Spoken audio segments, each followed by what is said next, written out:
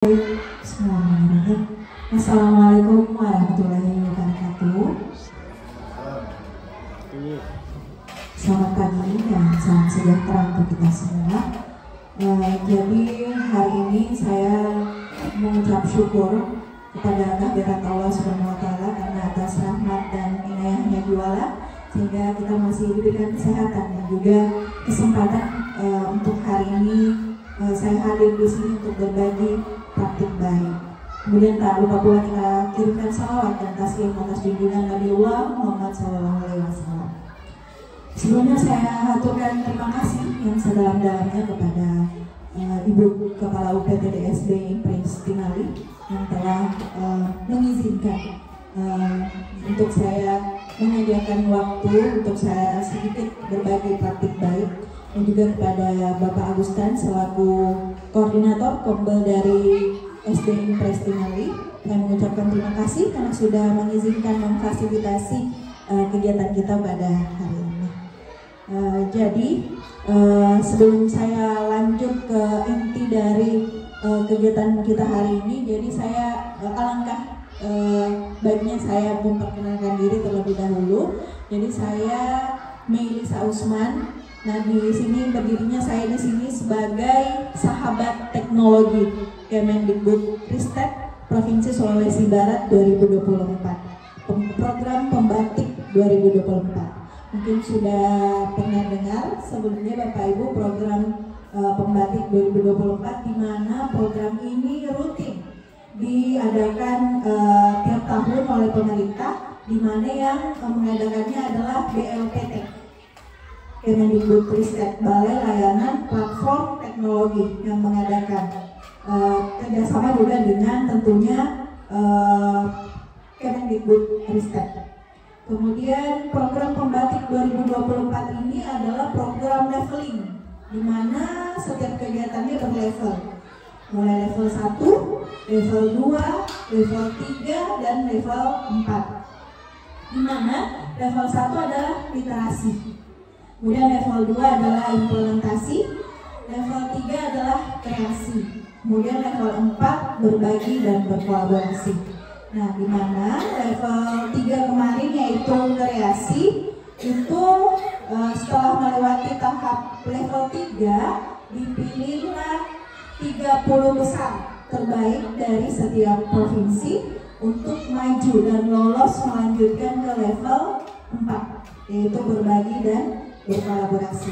Nah, saya sendiri termasuk di antara 30 orang tersebut yang siap untuk melaksanakan level 4 ini, yaitu berbagi dan berkolaborasi. Nah, di mana kegiatan saya hari ini juga sebagai bentuk pemenuhan tugas akhir dari level 4, yaitu berbagi dan berkolaborasi. Di mana kami dituntut untuk nantinya bisa membagikan praktik baik apa yang sudah kami dapatkan selama mengikuti program Pembatik 2024. Ya, saya juga CGP Angkatan 11, seangkatan dengan Pak Agustan. Baiklah, jadi mungkin itu saja terkait dengan perkenalan atau pengantar untuk hari ini Bapak Ibu. Langsung saja. Jadi hari ini tema besar kegiatan kita hari ini adalah berbagi praktik baik, pemanfaatan multimedia pembelajaran interaktif atau biasa disingkat MPI, multimedia pembelajaran interaktif. Nah, di level 1 kemarin itu literasi, di mana kita hanya membaca modul, kemudian ada tes akhir setelahnya. Kemudian level 2 yaitu implementasi, bagaimana kemudian kemarin kita mengumpulkan video terkait praktik pembelajaran kita di kelas. Kemudian yang level 3 kreasi. Nah, disinilah kreasi kita disuruh membuat media terkait video pembelajaran bisa, kemudian audio bisa juga multimedia pembelajaran interaktif, bisa juga bentuk edugame. Nah, yang saya buat kemarin di level 3 adalah ini, multimedia pembelajaran interaktif. Jadi adapun MPI yang saya buat itu judulnya Let's Study You Baking, singkatan dari Yuk belajar kemagnetan interaktif dan menyenangkan. Ya. Sebelumnya saya jelaskan dulu apa itu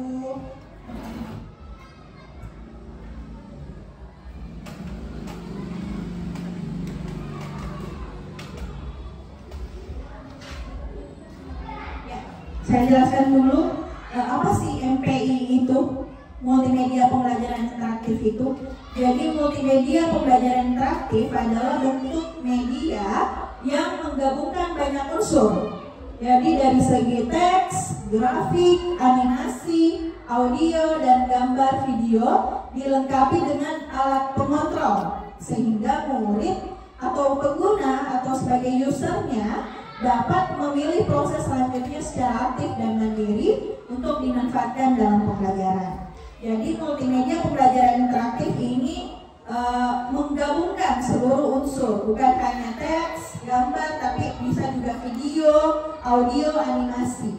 Jadi apalagi khususnya memang untuk pembelajaran SD kan, pasti minat atau gaya belajar murid kita itu berbeda-beda. Ada yang cenderung ke visual, ada yang cenderung ke audio, ada yang cenderung kinestetik, atau bahkan ada juga yang memang audio dan visual. Lanjut, dari segi unsur-unsur media pembelajaran interaktif. Nah, unsur yang pertama adalah pembelajaran tentunya. Bagaimana kemudian proses yang kompleks dan multidimensi yang melibatkan berbagai unsur seperti peserta didik, guru, sumber belajar, lingkungan belajar, dan interaksi di antara unsur-unsur tersebut. Namanya multimedia pembelajaran interaktif. Jadi sifatnya tentunya dua arah ya. Jadi bagaimana kemudian siswa yang bisa menjalankan aplikasi tersebut atau multimedia yang kita buat. Kemudian multimedia adalah gabungan atau konvergensi dari beberapa media untuk menyampaikan informasi terkait teks, audio, gambar, animasi, dan video. Kemudian interaktivitas. Nah, di sini tadi yang sudah saya jelaskan bahwa melibatkan kedua belah pihak, hanya bertukar informasi, bereaksi, dan merespons satu sama lain. Terakhir adalah konvergensi media yang terdiri dari berbagai unsur media yaitu teks, foto, video, audio, animasi, grafis, atau ilustrasi. Jadi itu adalah 4 unsur terkait media pembelajaran interaktif. Lanjut. Oke. Nah, untuk melihat atau menjalankan multimedia yang sudah saya buat, boleh Bapak Ibu silakan di scan barcode di atas untuk menjalankan multimedia yang saya buat. Boleh langsung pakai Google Scanning-nya. Boleh saya bantu?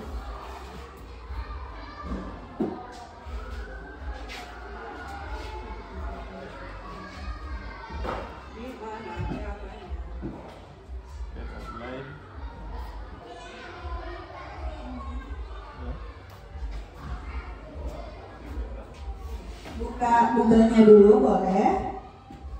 Google, kemudian ada tanda kamera di atas sini. Nah, ya, silakan scan.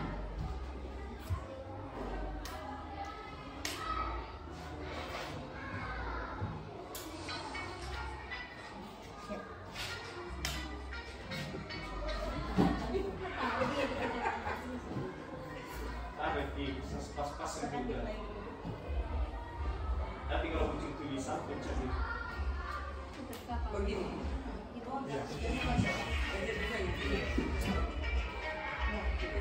Silakan di play tampilan awalnya sebelum masuk ke halaman awal MPI-nya.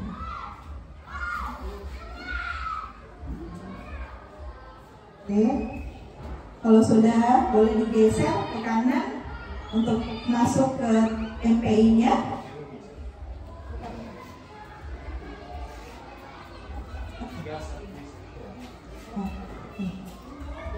Ini halaman awalnya, boleh digeser di petunjuk penggunaannya. Ya. Ini sasaran dan tujuan pembelajarannya. Nah, ini kalau mau memulai start, tekan start. Ya.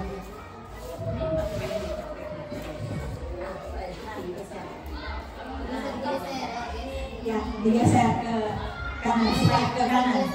Iya. Sampai muncul menu halaman awalnya, tombol startnya.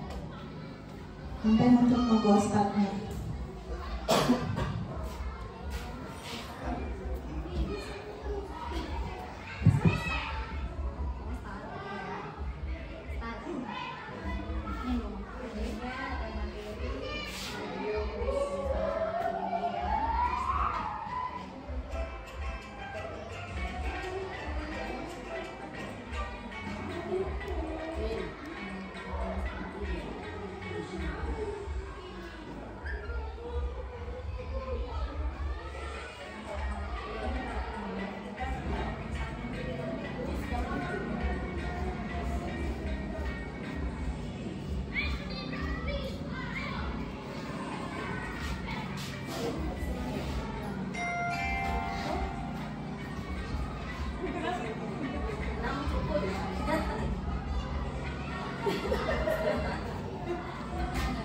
Ya.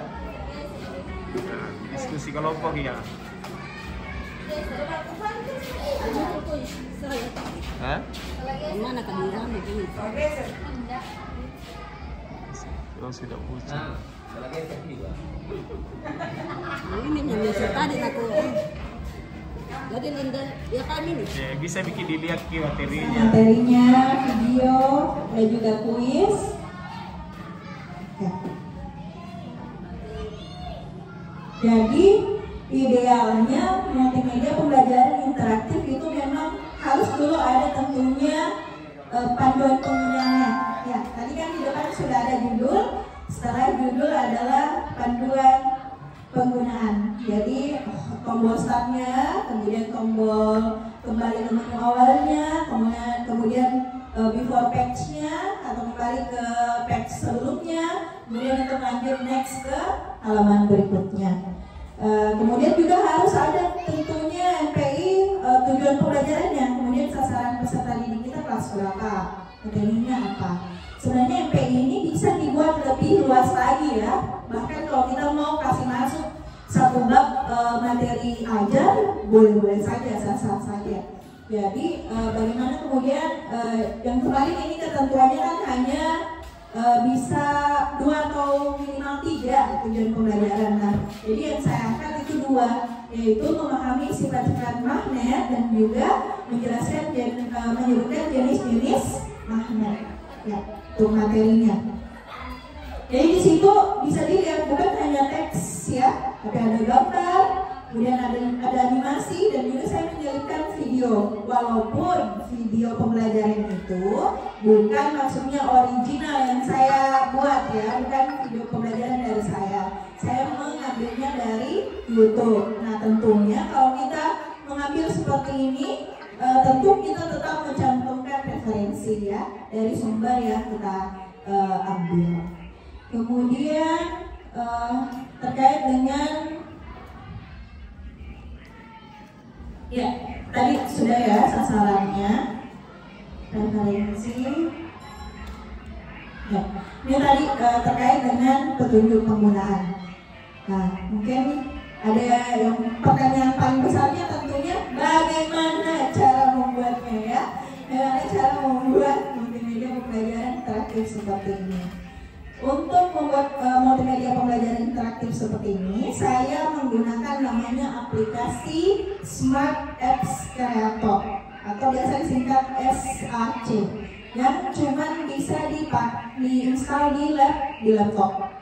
Untuk HP sepertinya belum tersedia untuk Android. Jadi SAC Smart Apps Creator, atau bisa juga membuat multimedia pembelajaran interaktif menggunakan Articulate Storyline. Itu semua juga diinstal di laptop. Saya kasih lihat dulu ya untuk logo aplikasinya. Karena untuk hari ini saya tidak akan maksudnya membagikan cara membuatnya ya. Cara membuatnya saya hanya berbagi praktik baik terkait pemanfaatan multimedia pembelajaran interaktif. Saya buka dulu ini ya, Smart Apps Creator. masternya kayaknya masih ada saya simpan, jadi boleh nanti saya FB-nya boleh dibagi, saya bagikan file masternya ya untuk di download, untuk install.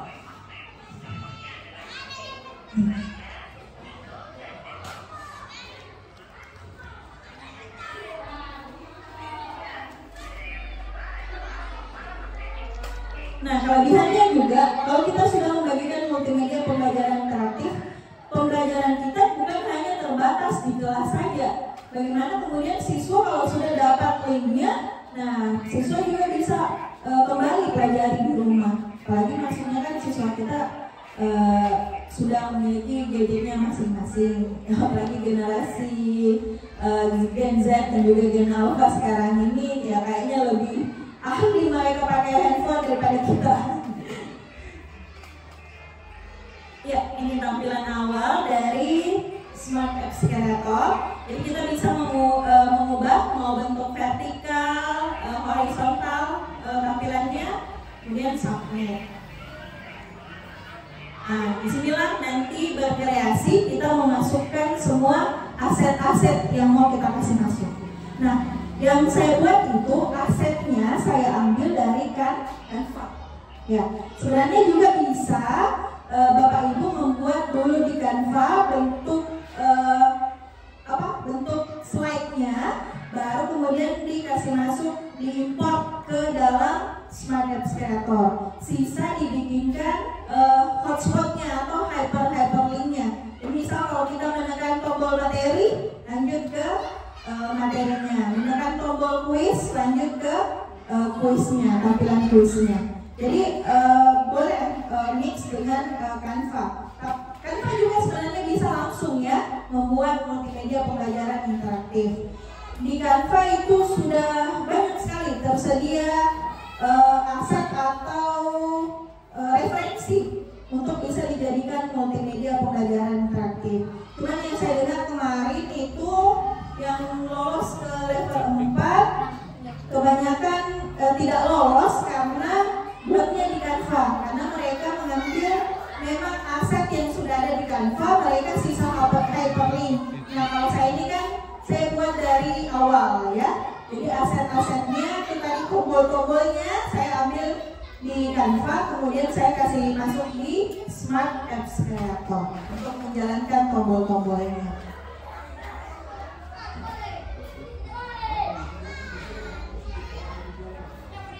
Sudah akrab dengan Canva Bapak Ibu?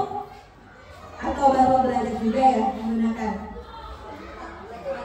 Oh iya, iya. Boleh nanti ada lain waktu dan kesempatan berbagi praktik baik juga ya terkait dengan pemanfaatan Canva. Nah, Canva itu juga ada Canva AI-nya ya Bapak Ibu. Jadi misal kalau Bapak Ibu mau membuat modul ajar sesuai dengan kebutuhan Bapak Ibu, bisa juga dibuat di Canva. Jadi sisa memasukkan perintahnya, nanti Canva yang buatkan. Baru kita sisa menyelesaikan ya. Itu namanya Canva AI. Jadi ada nanti dikasih masuk perintahnya, nanti Canva yang buatkan modul ajarnya. Oh, bagus ini saya terapkan, sisa saya sesuaikan dengan kondisi kelas saya. Ya. Baiklah. Kemudian terkait dengan ya.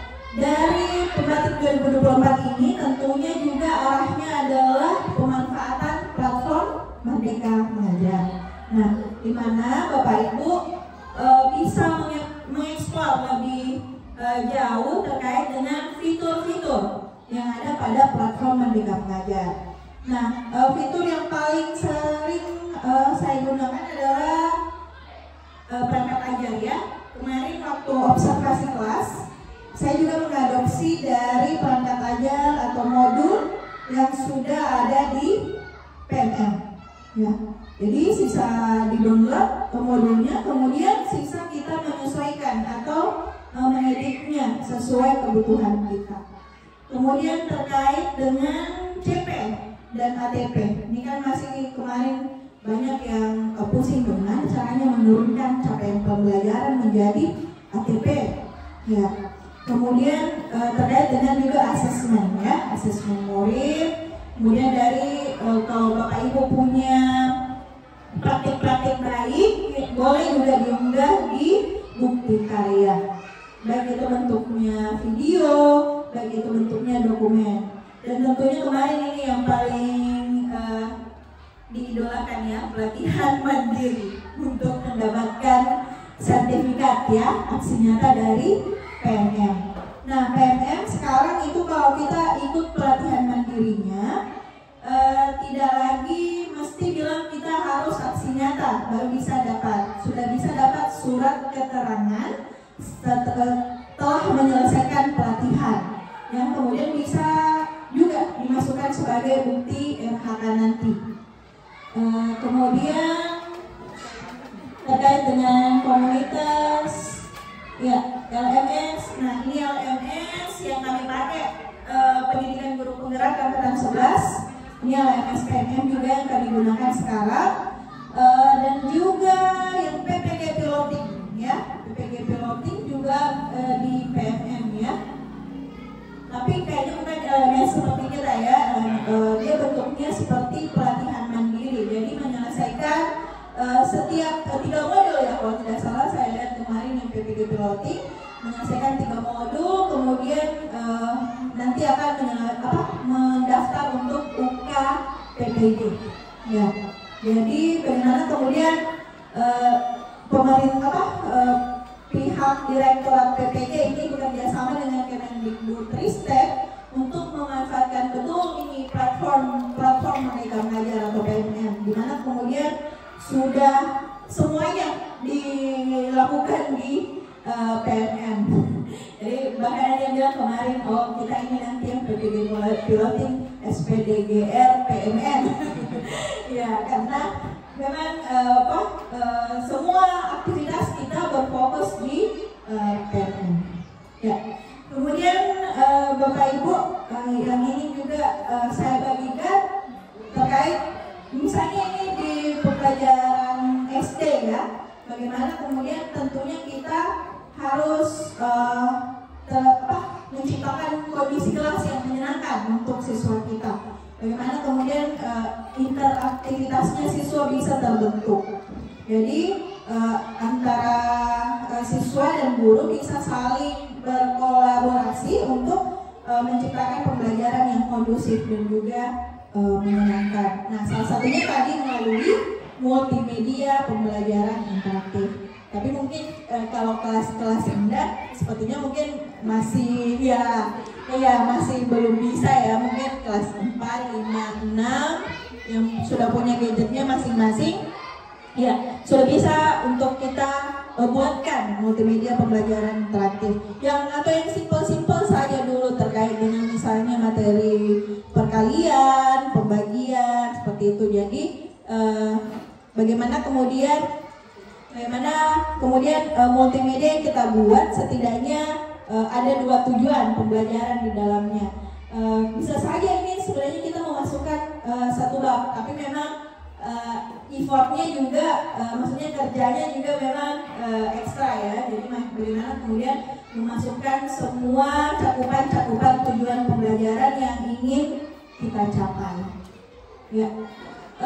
Saya kira seperti itu untuk sementara terkait dengan penyampaian saya dengan multimedia pembelajaran interaktif. Mungkin sesi selanjutnya bisa kita saja diskusi lepas ya Pak Ansat, yang mana bisa sharing-sharing saja ya, atau ada yang ingin mau ditanyakan terkait dengan multimedia pembelajaran interaktif, atau mungkin terkait dengan juga pembelajaran berdiferensiasi boleh. Kemudian juga terkait dengan pembelajaran sosial emosional ya, boleh. Saya serahkan dulu kepada Pak Ansat sebagai moderator.